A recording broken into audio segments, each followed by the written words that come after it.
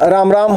Me Prakash Mahajan and Mahajan YouTube चॅनलसाठी सतत राजकारण्यावर बोलून मीही थकलेलो आहे आणि ज्या राजकारण्यावर मी बोलतो त्यांचे भक्तगणसुद्धा माझ्या अंगावर येऊ लागले. चला म्हणलं 2 दिवस आपण एक दुसरा विषय हाताळावा जो माझा नेहमी आवडतीचा आहे.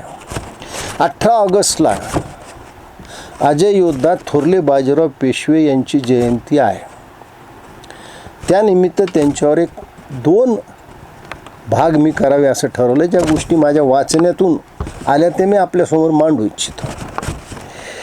पहिले बाजीराव पेशवे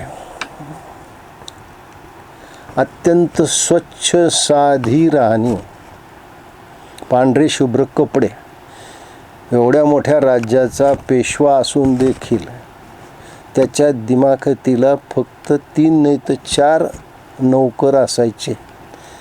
एक त्याचा पानक्या, एक त्याचा स्वयंपाकी, एक त्याचा खासदार किंवा खाजबदार म्हणतात, म्हणजे कपडे बिपडे देणारा, आणि एक मोतेदार म्हणजे घोडा सांभाळणारा. पण या चौघापैकी कुणी नसलं तरी बाजीरावचं काही आडायचं नाही. बाजीराव सगळी कामं स्वतः करायचे. एक सामान्य सैनिकासारखा ते राहायचे. त्यांची नीतिमत्ता कशी होती हे एक उदाहरण मी तुम्हाला सांगतो. त्र्यंबकराव दाभाडेच्या मृत्यूनंतर सेनापतीपद उमाबाई दाभाडेंकडं आलं आणि दाभाडेंचं आणि पेशव्यांचं जे काही वैर होतं ते पुढे चालू लागलं. आणि अशा तणावामध्ये पहिले बाजीराव पेशवे उज्जैनच्या भागात होते आणि एके दिवशी सकाळी त्यांच्या छावणीमध्ये एक व्यापारी आला. त्यांनी श्रीमंताची भेट मागितली आणि मग श्रीमंतासमोर त्याला ज्यावेळेस हजर करण्यात आलं त्यांनी बाजीराव पेशवेला रीतसर नमस्कार केला आणि सांगितलं, माझं नाव भानुदास आहे आणि मी दक्षिणेतून उत्तरेकडे व्यापाराच्या निमित्ताने चाललो होतो आणि मी आपले 2 सरदार म्हणजे पेशव्यांचे 2 सरदार मल्हारराव होळकर आणि राणोजी शिंदे यांच्याकडे रीतसर परवानगी मागितली. त्यांनी मला परवानगीचे दस्त दिले. त्या बदल्यात मी त्यांना 6,500 रुपये रोख नजराना आणि 2-2.5 रुपयाचे अरबी घोडे दिले. त्या काळात, ज्या काळात 12 रुपये 13 रुपये तोळं सोनं होतं, ते सुद्धा 12 मासाचं, 10 ग्रामचं नाही, 12 ग्राम. त्या काळात 6,500 रुपये नजराना, 2.5 रुपयाचे 2 जातवान अरबी घोडे दिले. रीतसर परवानगी घेतली. मी पुढे निघालो. बोधवडजवळ, ते आता नाशिकच्या त्या बोगस वर्क ऑर्डरच्या गास्त त्या जामनेर गावाजवळचे बोधवड गाव आहे बघा. तुम्हाला लक्षात आधुनिक भूगोलसुद्धा माहीत असला पाहिजे. आणि त्या बोधवड गावी तुमच्या 2 सरदारांनी म्हणजे मल्हारराव होळकर आणि नानोजी शिंदे यांच्या सैन्याने येऊन माझ्या ह्याच्यावर हल्ला केला, छावणीवर म्हणजे मुक्कामाच्या जागेवर, आणि मला अक्षरशः लुटून नेलं. म्हणजे काय करावं म्हणले श्रीमंत, जर तुमचे सरदारच अशी वाटमारी करू लागले तर आम्ही व्यापार कसा करावा. बाजीरावला थोडा राग आला. ते म्हणले, तू काय बोलतोस, तुला माहिती का? ते म्हणले, हो साहेब, माहिती आहे मला. तुमच्या सरदारांनी रीतसर परवानगी देऊन रात्री माझा सगळा गोठा लुटला, मला म्हणजे रावाचा रंक करून टाकलं. तर ते बाजीराव म्हणले, ठीक आहे, मी त्यांना बोलून घेतो, चौकशी करतो काय. तर ते म्हणलं, तसं नाही आहे, तुम्ही जोपर्यंत याची चौकशी करणार नाहीत, माझी नुकसान भरपाई देणार नाहीत, तोपर्यंत मी आपल्या छावणीतून हलणार नाही आणि वेळ पडली तर मी जीभ हासडून आत्महत्या करेन.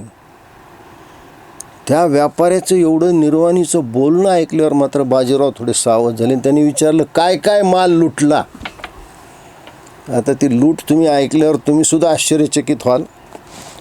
ती लूट अशी होती, 18 हत्ती, 300 चांगल्या अवलादीचे घोडे, 22 बैल जोड्या, त्यानंतर 3 लाखाचे कापड, 4 चांदीचे खूर असलेल्या पालख्या, म्हणजे 4 पालख्या, 60,000 रुपये रोख, 300 सोन्याच्या पुतळ्या, 16,000 रुपयाचे दागिने, आणि एवढंच नाही म्हणले श्रीमंत, माझ्या 2 मुली आणि एका मुलाला त्यांनी कैद करून इंदोरला पाठवलं.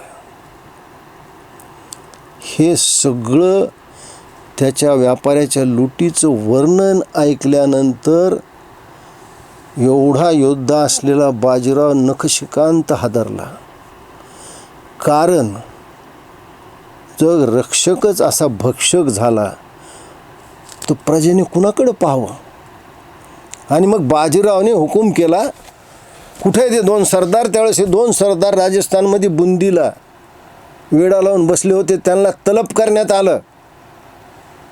आणि मल्हारराव होळकर आणि राणोजी शिंदे निघाले. मल्हारराव होळकर सोबत नुकतेच वयात आलेले त्यांचे चिरंजीव खंडेराव होते. राणोजी शिंदेसोबत त्यांचे 5 चिरंजीव, म्हणजे जयाप्पा, दत्ताजी, ज्योतिबा, तुकाराम आणि महादेव, म्हणजे आपले महाजी शिंदे, हे सगळेजण बाजीरावांच्या छावणीत आले. या सगळ्यांनी रीतसर त्यांना मुजरा केला. बाजीरावांनी मुलांचं कौतुक केलं. आणि बाजीरावने मग बाजीरावला मल्हारराव होळकरने विचारले, एवढं तातडीनं आम्हाला का बोलावलं? ते म्हणले, मला काही तुमच्याकडून तुमच्या काही उद्योगाची माहिती घ्यायची होती. आणि ज्यावेळेस बाजीरावने हा विषय काढला त्यावेळेस ते टाळाटाळ करू लागले. आणि बाजीरावने तंबूच्या दरवाजावर उभा असलेल्या अंताजी मानकेश्वरला सांगितलं, त्या व्यापाऱ्याला घेऊन या. आणि त्या व्यापाऱ्याला ज्यावेळेस पाहिलं बाजीरावने आणि सांगितलं, हा व्यापारी आहे का मल्हारराव? राणोजी शिंदे यांनी तुमच्याकडे रीतसर परवानगी मागितली होती का? रीतसर तुम्हाला नजराना दिला होता का? मग तरी याचा गोठा का लुटला? मग मात्र दोन्ही सरदार चपापले. तरी मल्हारराव बाजीरावपेक्षा वयाने थोडे मोठे होते, त्यामुळे धीट करून ते म्हणले, हो लुटलं. बाजीराव म्हणले, मराठेशाहीचा शिरस्ता असा आहे की आपण व्यापारी वर्गाला लुटत नाहीत, शत्रूला लुटतो, शत्रूचा गोठा लुटतो. पण आपण व्यापारी वर्गाला लुटलं तर व्यापार कसा वाढेल? आणि आपणच अशी लूट करू लागलो तर जनता आपल्याकडं कसं पाहिल याचा विचार करा.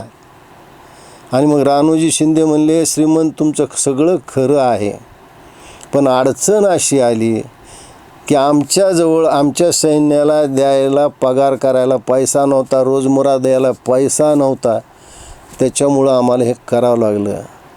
बाजीराव म्हणले, तुमची अडचण तुमच्याजवळ होती, पण एखाद्याला अभय देऊन, एखाद्याने रीतसर नजराना भरूनसुद्धा तुम्ही लुटलं, हे काही बरोबर नाही. आणि मग बाजीरावने काय केलं असेल?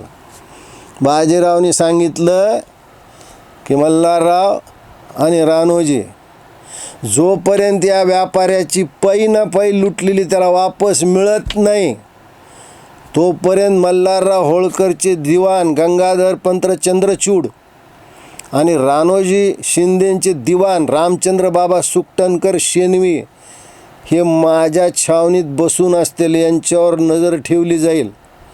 तुम्ही सर्व पैसा, सर्व लूट आणि त्याची दोन्ही मुली आणि मुलगा यांना जोपर्यंत वापस करणार नाहीत तोपर्यंत त्यांना इथून हलू देणार नाही. ही बाजीरावची नैतिकता होती. आणि शेवटी मल्हारराव होळकरला आणि राणोजी शिंदेला पै न पै जमा करावं लागली. पदरचा पैसा घालून त्या व्यापाऱ्याला त्याची सगळी लूट वापस द्यावं लागली. हे होते बाजीराव पेशवे, ही होती बाजीरावांची नैतिकता. उद्याच्या भागात आपण अजून एक गोष्ट तुम्हाला मी सांगणार आहे, ती बऱ्याच लोकांच्या वाचण्यात नाही. उद्या 18 ऑगस्ट आहे आणि बाजीरावांची जयंती असल्यामुळं ती गोष्ट मी तुम्हाला सांगणार आहे. धन्यवाद.